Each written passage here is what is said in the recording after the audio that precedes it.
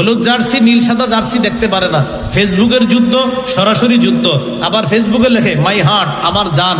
যারা ফেসবুকে এই সমস্ত ইহুদি খ্রিস্টানদেরকে আমার জান লেখেন, আমার কলিজা লেখেন, 6 পারা 16 নম্বর পৃষ্ঠা সূরা মাইদার 51 নম্বর আয়াতটা পড়বেন, অনুবাদ পড়বেন, পড়ার পর সিদ্ধান্ত নেবেন এই লেখা রাখবেন না মুছবেন।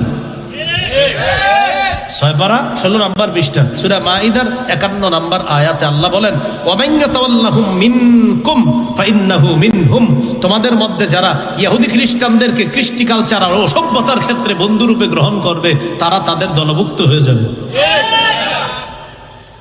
অনেক মানুষ কি বলে জানেন, কয় হুজুর সব জায়গায় ইসলাম টাইনাই নেন না। আমি টানলাম কই? কোরআন বলতেছে, হাদিস বলতেছে, আমি কই টানলাম? আইসা যায়। বলেন টানি না আসে? ইসলাম কি টানি না আসে? কেন? কারণ আমি মুসলমান, তাই আইসা যায়। কয় শর্ত? এবার মন দিয়ে শুনেন। 1 নাম্বার, ফরজ ইবাদত থেকে দূরে সরাতে পারবে না। 2 নাম্বার, সৃষ্টির মূল লক্ষ্য থেকে যেন দূরে সরায় না দেয়। 3 নাম্বার, সতর অনাবৃত রাখে এমন পোশাক না হওয়া।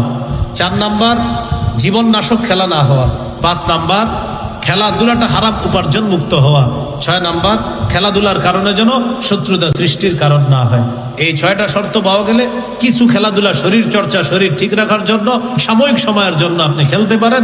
এটা আবার যেন এমন না হয় এত বেশি খেলতেছেন যে সময় অপচয়ের অন্তর্ভুক্ত যেন আবার না হয়ে যায়। এটা হলো ততটুকু যে যতটুকু হইলে আমার শরীরটা মোটামুটি ফিট থাকে, এতটুকু পরিমাণ মোটামুটি হতে পারে। তা আপনি দৌড় প্রতিযোগিতা খেলেন, সাঁতার খেলেন, দৌড় প্রতিযোগিতা খেলেন, কোনটা? দৌড়ের এটা খেলেন, সাঁতার প্রতিযোগিতা খেলেন। আগে তো গোল্লা শুট খেলতো বাচ্চারা, এখন আর গোল্লা শুট খেলে না। এখন 4 কোনার জিনিস হাতে আসার পর তাল গাছের নিচে সবাই বসে একসাথে গোল্লা শুট খেলতে থাকে।